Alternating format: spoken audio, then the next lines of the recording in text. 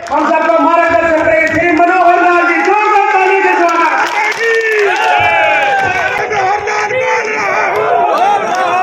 मनोहर लाल नहीं बोलेगा, मनोहर लाल का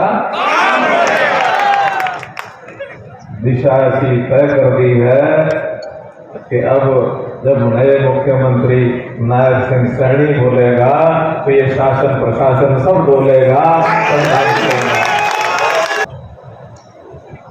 मित्रों, बहुत ही प्रसन्नता का विषय है,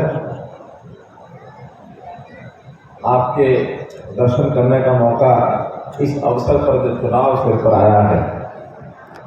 इनके पिताजी से ही मैं जानता हूँ इनको।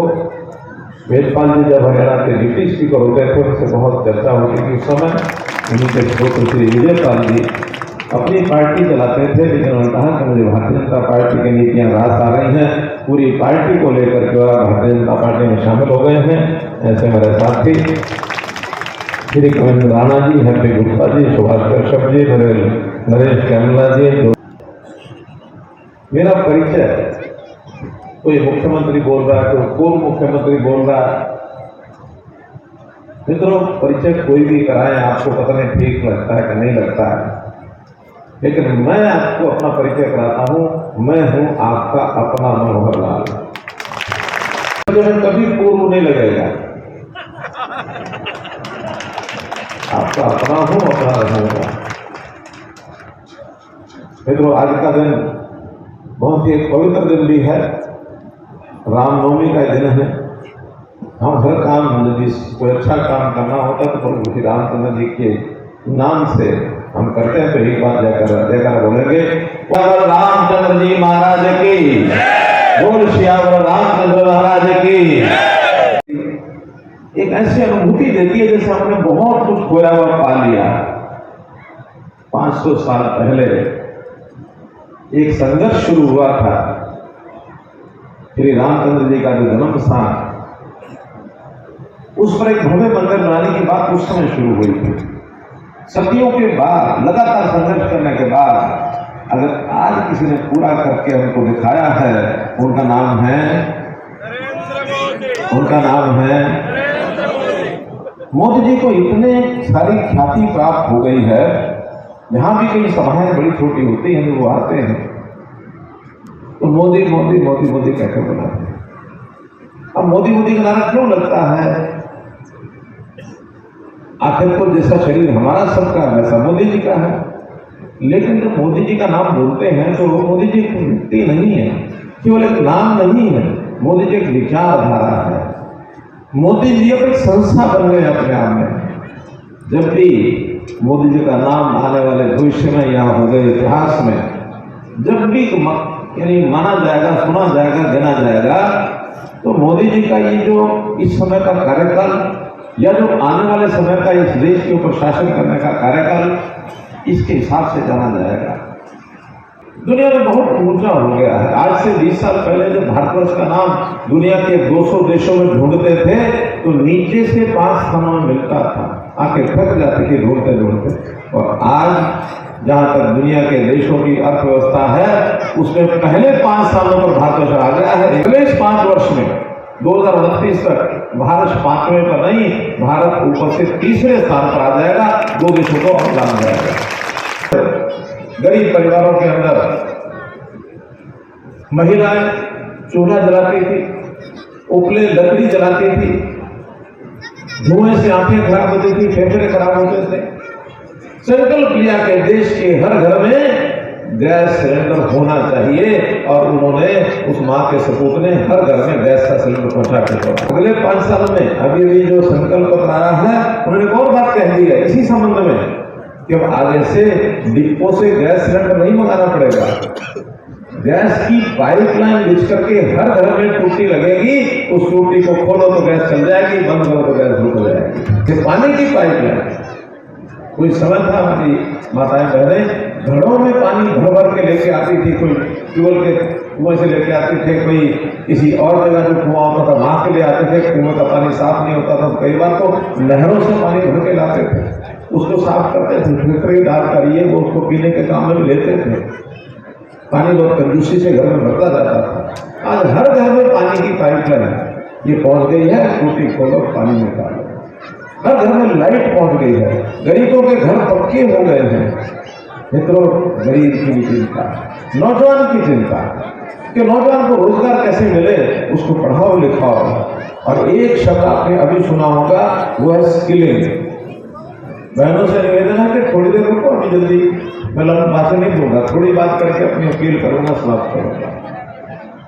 तो उन्होंने स्किलिंग, जिसको हुनर का विकास, इस पर बहुत जोर लगाया। वो कहते हैं बच्चे पढ़ लिख करके बीए तो पास कर लेते हैं, एमए पास कर लेते हैं, लेकिन उनको अगर काम के बारे में कहा जाए क्या काम आता है, काम कुछ नहीं आता जाता। डिग्री लेके और घूमते रहते हैं।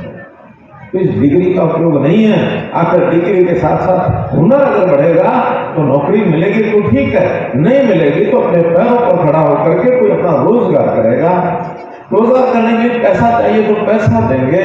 मुद्रा योजना में जो 10 लाख रुपए का बिना शर्त के, बिना कंडीशन के जो लोन मिलता था, इस बार अगले 5 साल में वो 10 लाख को 20 लाख रुपए कर दिया।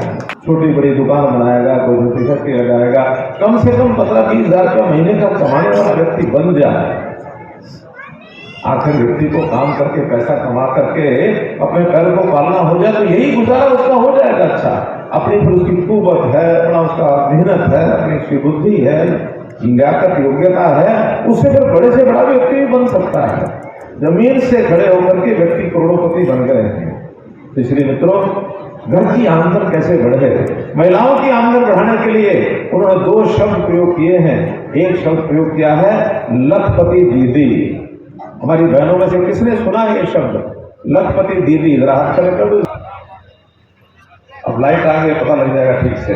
मोदी जी ने लोगों की आमदन बढ़ाने के लिए, चाहे नौजवानों के लिए चाहे महिलाओं के लिए, एक दूसरा शब्द महिलाओं के लिए प्रयोग किया है, ड्रोन दीदी। ड्रोन दीदी, पता ड्रोन दीदी क्या है? ड्रोन दीदी ये है कि हमने ब्याह शादियों में या फंक्शन में आजकल ड्रोन देखा, ड्रोन ऊपर उड़ता है।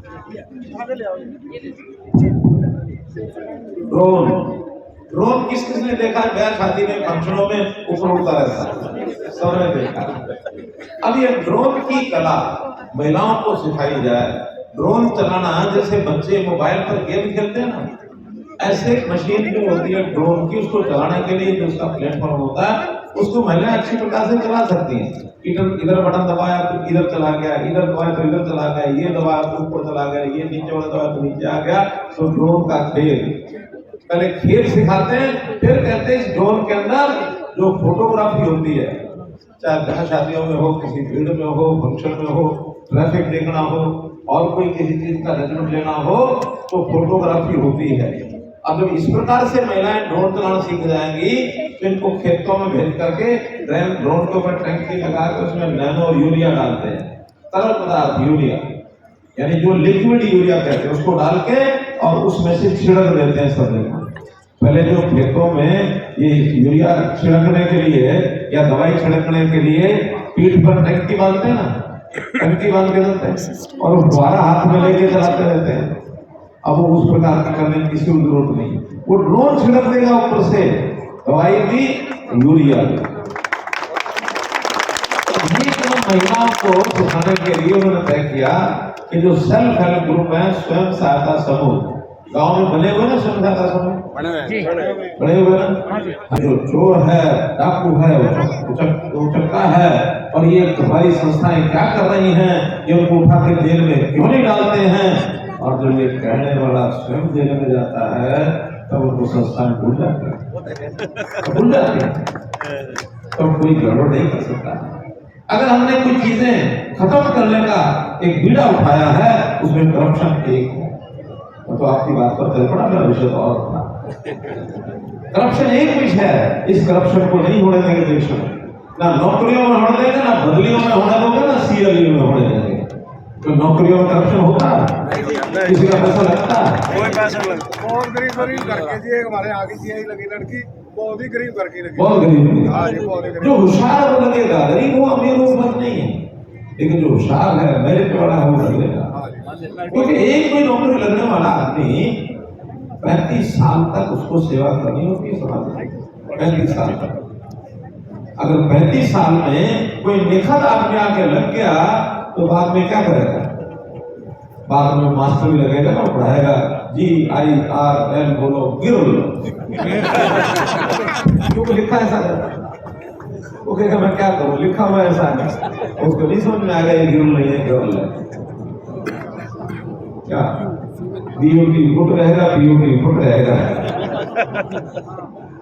तो कुल मिलाकर योग्यता मायने रखती है और इस योग्यता के आधार पर नौकरियों के लिए केंद्र सरकार ने भी कहा है कि हम भी जो परीक्षाएं लेते हैं इसमें जो नकल की बीमारी है, क्योंकि नकल वही करता है जो कमजोर होता है, जो होशियार होता है वो नकल नहीं करता, बल्कि उस होशियार वाले की तो पर्ची उसका पता लेके दूसरे नकल करते हैं। तो इसलिए नकल को रोकने के लिए कानून बनाएंगे और सख्त से सख्त कानून लागू करके उसके ऊपर सजा देंगे। इसका अर्थ क्या है? इसका अर्थ यही है कि योग्यता पर लोगों को नौकरी मिले, अच्छे नागरिक आगे आए और पढ़ने का शौक लगे।